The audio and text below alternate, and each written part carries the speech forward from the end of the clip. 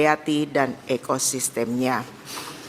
Hadirin yang saya hormati, demikian pengantar yang kami sampaikan. Selanjutnya kami persilahkan kepada Saudara Menteri untuk menyampaikan penjelasan terkait hal-hal tersebut di atas. Kami persilahkan. Terima kasih Ibu Ketua. Bismillahirrahmanirrahim. Assalamualaikum warahmatullahi wabarakatuh.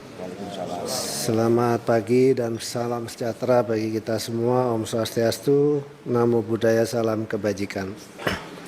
Yang kami hormati Ibu Ketua, para Wakil Ketua dan Bapak Ibu anggota Komisi 4 DPR RI yang terhormat, puji syukur kehadirat Allah Subhanahu wa Ta'ala yang telah mencurahkan rahmat dan karunia-Nya sehingga pada pagi ini kita diberikan kesempatan dan kesehatan untuk melaksanakan rapat kerja antara Kementerian Kelautan dan Perikanan dengan Komisi 4 DPR RI dengan agenda pembahasan isu-isu strategis bidang kelautan dan perikanan.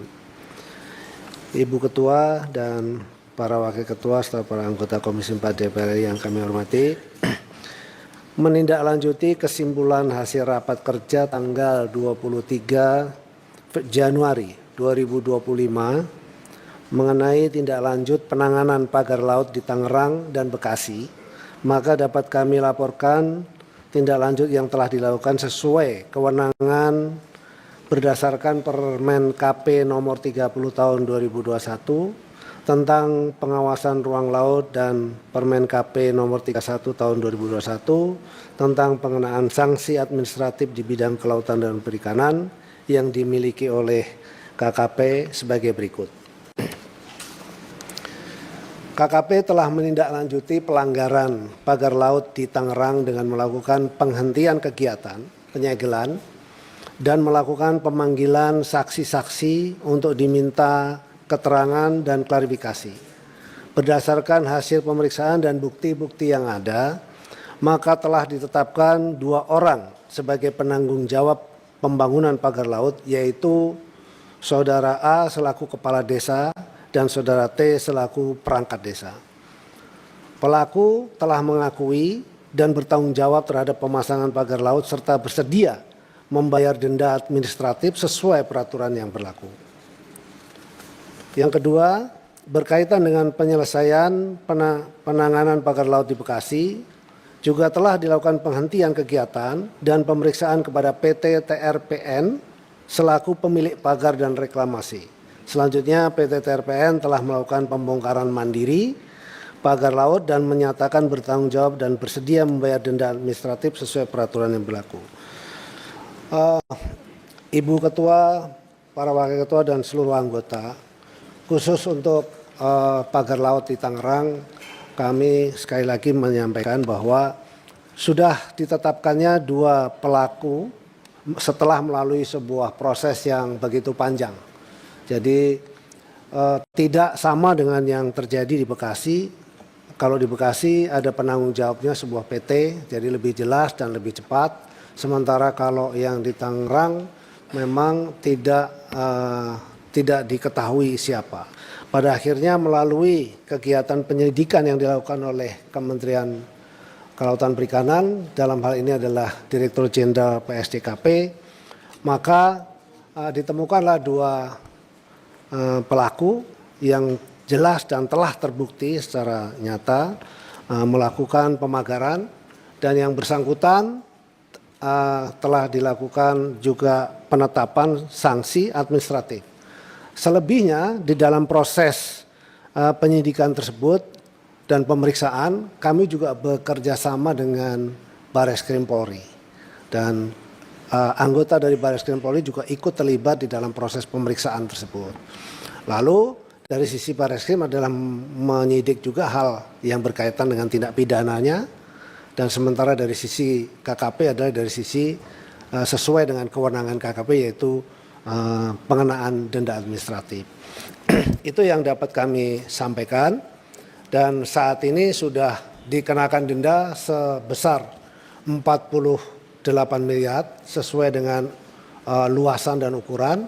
Lalu kemudian juga ada pernyataan, tolong disampaikan juga slide berikutnya, foto-foto pemeriksaannya, dokumentasi proses pemeriksaan ini dilakukan. Lalu kemudian berikutnya adalah surat pernyataan, bisa ditampilkan surat pernyataan dari saudara A dan T untuk mengakui dan siap membayar denda.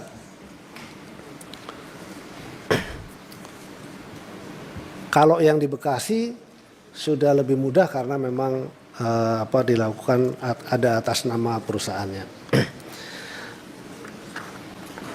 Yang saya hormati Ketua, Wakil Ketua, dan para anggota Komisi 4 DPR RI, selanjutnya berkaitan dengan ketersediaan ikan memasuki bulan Ramadan dan menjelang Idul Fitri 1446 Hijriah, KKP telah menghitung prognosa produksi ikan bulan Januari sampai dengan Maret 2025 sebesar 3,06 juta ton dengan rincian produksi ikan budidaya sebesar 1,59 juta ton dan 1,47 juta ton produksi ikan tangkap.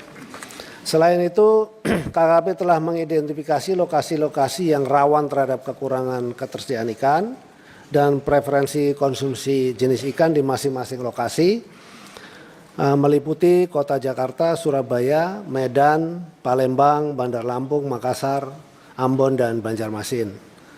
Berdasarkan hasil analisis dengan mempertimbangkan ketersediaan ikan dan kebutuhannya di masing-masing lokasi sentra konsumsi, KKP optimis bahwa ketersediaan ikan menjelang bulan Ramadan dan Idul Fitri 1446 Hijriah aman untuk memenuhi kebutuhan masyarakat. Ibu Ketua, Wakil Ketua, dan para anggota Komisi 4 DPR RI yang kami hormati, demikian yang dapat kami sampaikan. Sebelum itu, satu lagi untuk yang hasil kunjungan Ibu Ketua ke Jogja terhadap ketersediaan flag ice, kami siap segera menyediakan. Itu mungkin kita akan sediakan yang mini, Bu, karena itu pedagangnya cuma sedikit, tapi kita akan sediakan.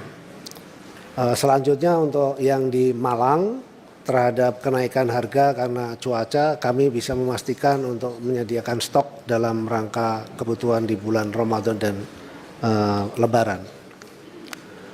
Dan berikutnya soal pengelolaan buaya, saya kira untuk pengelolaan buaya kami menerima dan terus terang memang sebelumnya tidak ada di kami dan kami tentu akan segera menyiapkan seluruh perangkat yang bisa menangani soal buaya tersebut.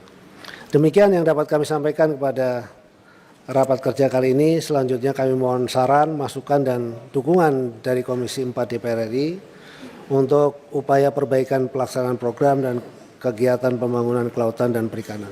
Terima kasih. Wabillahi taufiq wal hidayah. Wassalamualaikum warahmatullahi wabarakatuh. Om Santi Santi Santi Om.